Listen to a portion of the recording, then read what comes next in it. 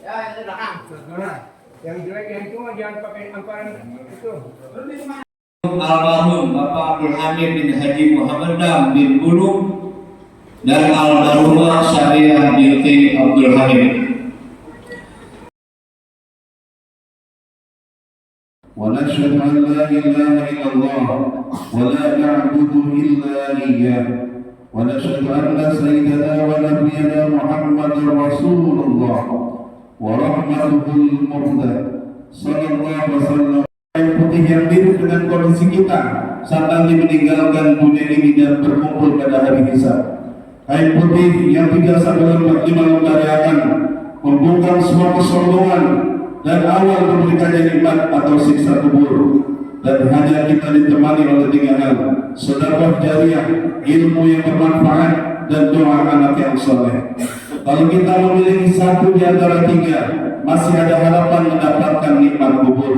Tapi kalau 1 saja kita tidak memiliki, maka bersiaplah dengan kesusahan di dalam kubur. Dalam haji kita juga diwajibkan melaksanakan puncak ibadah, yakni wukuf di Arafah.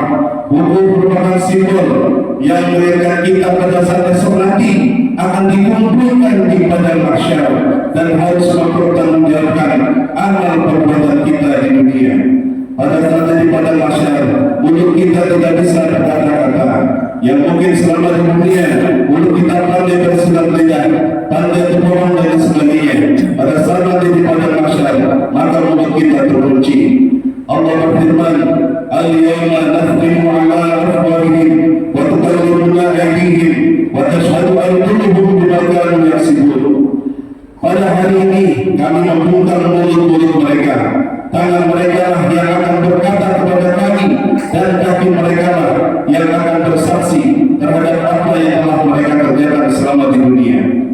Hadirin rahimahullah, rukun yang harus kita lakukan saat berhaji adalah melakukan tawaf, yang dimiliki sebanyak 7 kali, yang merupakan simbol penyatuan diri kita kepada Allah Subhanahu wa taala pada satu titik arah yang sama dan orbit yang sama, dengan mengingatkan pusat ego kita masing-masing.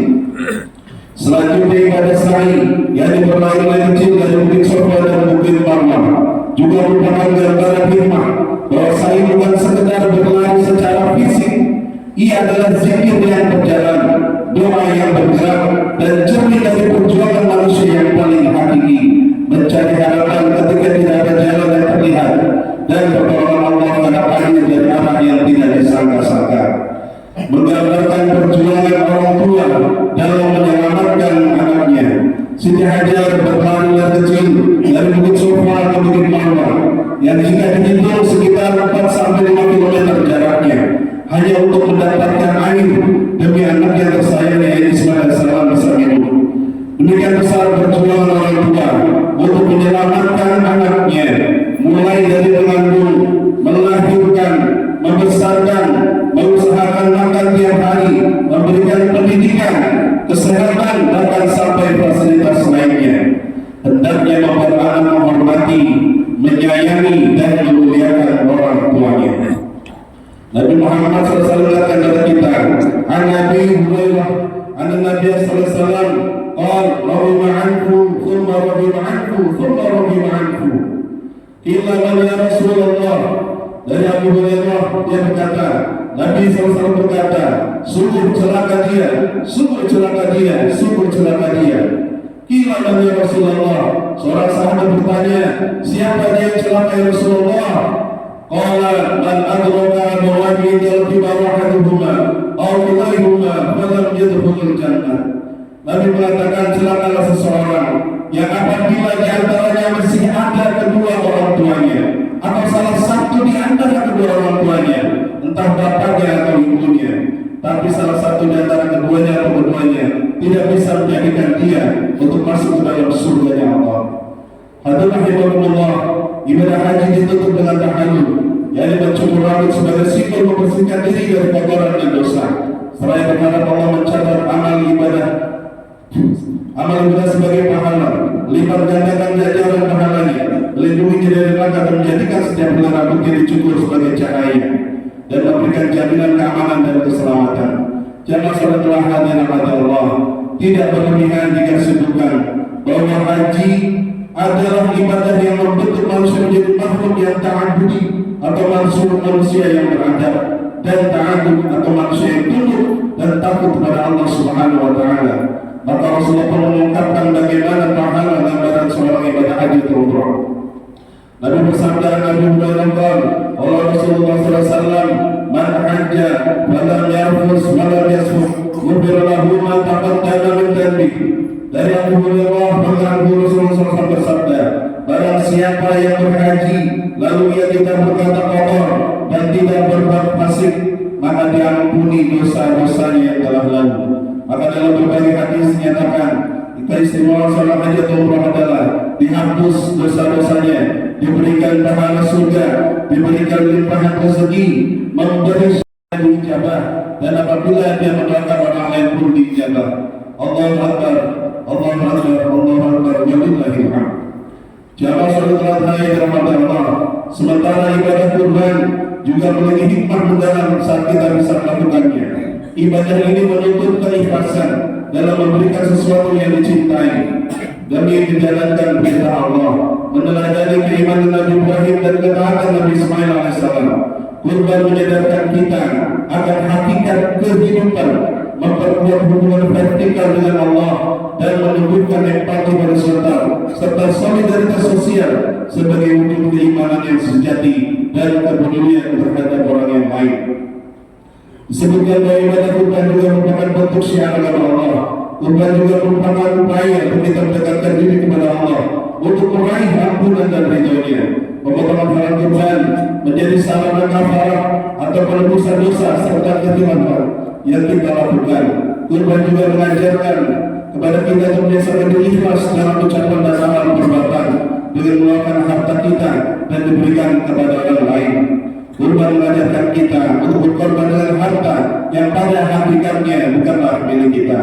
Allahu Akbar, Allahu Akbar, Allahu Akbar, walillahil hamd. Keutamaan dalam berkurban adalah berhitung sebagai orang yang bersedekah, dan ibadah sedekah inilah yang diinginkan oleh para orang-orang yang telah meninggal saat ini untuk membangkitkan kembali ke dunia hanya untuk ingin bersedekah. Allah SWT berfirman, ya Tuhanku, sekiranya Engkau berkenan menunda kematianku saat ini dan Engkau kembalikan aku ke dunia sesaat saja, untuk aku ingin bersedekah dan menjadi orang-orang yang soleh. Begitulah hentikan orang-orang yang ada di dalam kubur. Ketika sedekah di dalam dunia, dia mampu mempunyai kesempatan untuk bersedekah, tapi kemudian dia abai, dia tidak pedulikan, maka diberikanlah gambaran bagaimana pahalanya sedekah, sehingga dia menyesali dalam kubur dan ingin kembali ke dunia sesaat saja, meskipun sesaat. Alhamdulillah, utama yang berkorban adalah pertama, amalan yang paling dicintai Allah di hari raya Idul Adha. Kedua, merupakan media untuk mendekatkan diri kepada Allah. Ketiga, media untuk meraih ketakwaan. Keempat, media untuk menambah amal kebaikan. Dan kelima, hewan kurban sebagai saksi di hari kiamat. Rasulullah bersabda dalam sebuah hadis dari Aisyah, sesungguhnya hewan kurban itu akan datang pada hari kiamat sebagai saksi dengan tanduk-tanduknya, dengan bulu-bulunya, dan dengan kuku-kukunya. Dan sesungguhnya darah hewan kurban telah terletak di suatu tempat di sisi Allah sebelum darah itu mengalir sampai ke tangan. Karena itu bahagiakan dirimu dengan berkurban. Allahu Akbar, Allahu Akbar, Allahu Akbar, walillahil hamd. Hadirin rahimakumullah, ibadah kurban tidak hanya bermanfaat untuk orang yang berkurban atau mudhari, tapi juga bisa membantu bagi rezeki dari kelaparan. Islam telah mengatur bagaimana menyeimbangkan perekonomian dan aspek kemanusiaan sosial. Salah satunya adalah dengan berkurban. Maka carikanlah itu rahimahumullah, bagaimana Rasulullah SAW mengancam pada orang-orang yang sanggup selama di dunia untuk berkurban tapi dia tidak mau berkurban. Nabi bersabda, an Abi Hurairah anna Rasulullah SAW qala, man kana lahu sa'atun wa lam yadhhi fala yaqrabanna musallana. Rawahu Ahmad wa Ibnu Majah. Artinya dari Abu Hurairah, Rasulullah SAW bersabda, barang siapa yang mempunyai kemampuan tetapi ia tidak mau berkurban, maka janganlah ia mendekati atau menghampiri tempat sholat kami. Jamaah yang dirahmati Allah, mudah-mudahan kita diberikan kekuatan dan kemampuan oleh Allah untuk melaksanakan ibadah ini di bulan Dzulhijjah. Semoga kita tergolong orang-orang yang dekat dengan Allah dan mampu mengambil hikmah dalam dari ibadah haji dan kurban. Amin ya rabbal alamin. Barakallahu li wa lakum bil Qur'anil karim wa nafa'ani wa iyyakum bima fihi min al-ayati wa dhikril hakim. Wa taqabbal minni wa minkum tilawatahu innahu huwal ghafurur rahim.